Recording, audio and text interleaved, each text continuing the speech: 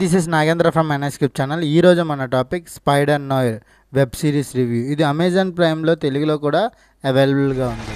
First of all ఈ web series కోసం చెప్పాలంటే ఎక్సలెంట్ వెబ్ సిరీస్ అండి, చాలా బాగుంది. ప్రతి ఒక్కరూ ఈ వెబ్ సిరీస్ చూడమని నేను రికమెండ్ చేస్తాను. ఎందుకంటే నికోలస్ కేజ్ 60 ఏళ్ళ వయసులో కూడా ఒక వెబ్ సిరీస్ యాక్ట్ చేశాడు. అది స్పైడర్ నోయర్ కింద యాక్ట్ చేశాడు. యాక్చువల్గా స్పైడర్ అనమాట. మనకు పీటర్ పార్కర్ స్పైడర్ మ్యాన్ అనేది తెలుసు. ఇక్కడ బెన్ రైలీ ఇప్పుడు స్పైడర్ నోయర్ అనమాట. ఈయన స్పైడర్ కింద వస్తారు, ది స్పైడర్ అనమాట. అయితే ఈయన స్పైడర్ కింద ఎందుకు మారాడు, ఎలా మారాడు, ఎందుకు మారాల్సి వచ్చింది, అక్కడ ఉన్న సిచ్యువేషన్స్ ఏంటనేది స్టోరీ. అయితే ఈ స్టోరీ ఇంకా డెప్త్గా వెళ్ళాలి అంటే రెండో ప్రపంచ యుద్ధం మొదలవ్వక ముందు, మొదటి ప్రపంచం అయిన తర్వాత మధ్యలో జరిగిన స్టోరీ అనమాట. అయితే ఈ spider noir character comic accurate క్యారెక్టరైజేషన్గా డిజైన్ చేశారు. అందులో ప్రజెంటేషన్ చేయడంలో కూడా ఎటువంటి అతిశయోక్తి లేదని ఈ క్యారెక్టర్ని already into the spider verse సినిమాలో మనకి లైట్గా ఇంట్రడ్యూస్ చేశారు. కాకపోతే ఇందులో ఫుల్ ఫ్లెడ్జ్డ్ సినిమా అనమాట. ఇది 1930, 1940 మధ్యలో జరుగుతున్న ఈ స్టోరీ కాబట్టి దాని తగ్గ story, evolution, costumes, sets, everything is పర్ఫెక్ట్గా సూట్ అయ్యాయి. ఇంకా ఏంటంటే వాళ్ళకి పవర్స్ ఉంటాయి. ఒక్కొక్కరి దగ్గర ఒక్కొక్క పవర్ ఉంటుంది.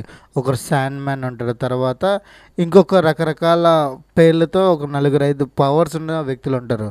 ఈ 4-5 పవర్స్కి వాళ్ళకి ఎలా వచ్చింది, వాళ్ళకి ఎందుకు వచ్చింది అనేది ఒక బ్యాక్గ్రౌండ్ స్టోరీ. అది కూడా నీట్గా ఎస్టాబ్లిష్మెంట్ చేసుకుంటూ వచ్చారు. ఇక్కడ స్పైడర్ అనే అతను అక్కడ ఉన్న సిచ్యువేషన్ బట్టి వాళ్ళకున్న కంట్రోల్ని ఎలా తీసుకొని అందరినీ ఎలాగ ఓడించి తనను విజయం సాధించడంలో ముందంజడి వేసాడు అన్నదే ఈ స్టోరీ. ఎందుకంటే న్యూయార్క్ అప్పటికి ఒక సిల్వర్ మ్యాన్ చేతిలో కీలుబొమ్మ అయి ఉంటుంది అనమాట. ఎవరు ఏం చేసినా సిల్వర్ మ్యాన్ ఏం చేయలేని సిచ్యువేషన్లో అక్కడున్న గవర్నర్ ఏం చేయలేకపోతాడు, పోలీస్ సిస్టమ్ కూడా ఏం చేయలేకపోతుంది.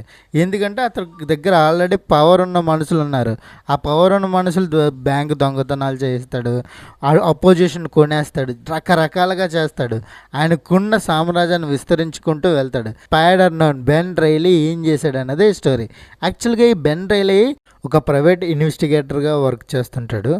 ఈయన వర్క్ చేయడానికి రీజన్ ఏంటంటే మొదటి ప్రపంచ యుద్ధం అయిపోయిన తర్వాత వాళ్ళకి అంత పని లేకపోతే రిటైర్మెంట్ తీసుకున్న తర్వాత చిన్న చిన్న వర్క్ చేస్తూ ఆ డబ్బులతో సంపాదించుకుంటూ హ్యాపీగా ఉంటాడనమాట.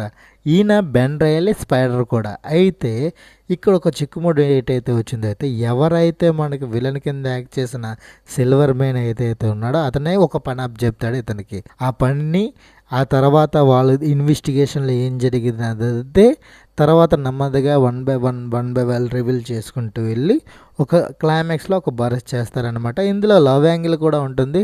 ఆ లవ్ యాంగిల్ కూడా ట్రయాంగిల్ అవుతుందన్నమాట. ఆ లవ్ స్టోరీని కూడా అలా నీట్గానే ఎస్టాబ్లిష్మెంట్ చేసుకుంటూ వచ్చి క్లైమాక్స్లో బరస్ట్ చేశారు. బెన్ రైలీగా నికోలస్ కేజ్ యాక్టింగ్ అయితే ఇరగ్గొడిచాడు.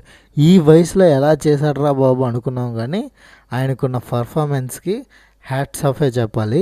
ఇంకా బ్యాక్గ్రౌండ్ మ్యూజిక్ కానీ కాస్ట్యూమ్స్ కానీ దానికి చెప్పాల్సిన అవసరం లేదు. ఎవ్రీథింగ్ ఈజ్ పర్ఫెక్ట్ సెట్గా ఉందన్నమాట. ఓకే, నెక్స్ట్ రాబోతున్న ఎంసీయూలో ఏమైనా ఈ స్పైడర్ నోయర్ ఏం క్యారెక్టర్ క్యామియో కానీ ఏమైనా ఉంటుందా అన్నది తెలియదు, ఇంకా చూడాలి. అది ఉంటే ఇంకా బాగుండు, ఎందుకంటే ఆయన యాక్టింగ్ కూడా దానికి తగ్గట్టు యాక్ట్ చేశాడు. ఈ series black and white and కలర్లో కూడా రెండిట్లో అవైలబుల్గా ఉంది అమెజాన్ ప్రైమ్లో. మీకు ఏ దాంట్లో కావాలంటే అందులో చూడొచ్చు. రెండు బాగానే ఉన్నాయి. ఎందుకంటే బ్లాక్ అండ్ వైట్లో ఎలా అయితే మనకి ఎంత నీట్గా ఎస్టాబ్లిష్మెంట్ చేశారో కలర్లో కూడా అంతే నీట్గా ఎస్టాబ్లిష్మెంట్ చేయడంలో మేకర్ సక్సెస్ అయ్యారని చెప్పడంలో ఎటువంటి అతిశయోక్తి లేదు. మేజర్గా చాలా క్యారెక్టరైజేషన్స్ ఉంటాయి. ఆ క్యారెక్టరైజేషన్కి ప్రతి క్యారెక్టర్కి ప్రాపర్ రీజనింగ్ ఇస్తూ క్లైమాక్స్ వరకు ప్రతి దాన్ని క్లోజ్ చేశారు. పార్ట్ 2 కూడా ఉండే ఛాన్స్ ఉంటుంది, ఎందుకంటే ఉండే ఛాన్స్ కూడా 100% ఉంటుంది. దానికి ఎలా ప్రిపేర్ అవుతారో, ఎందుకంటే ఆల్మోస్ట్ ఆల్ నికోలస్ ఏజ్ 70 దగ్గరకు వస్తుంది. అయినా కూడా ఈ వయసులో కూడా ఎగిరే స్పైడర్ కింద యాక్ట్ చేసి మెప్పించాడంటే అది యాక్టింగ్, ఆయనకున్న పర్ఫార్మెన్స్ బట్టి ఉంటుంది అనమాట. ఓకే, ఈ వెబ్ సిరీస్కి నేను ఇస్తున్న రేటింగు 3.75/5.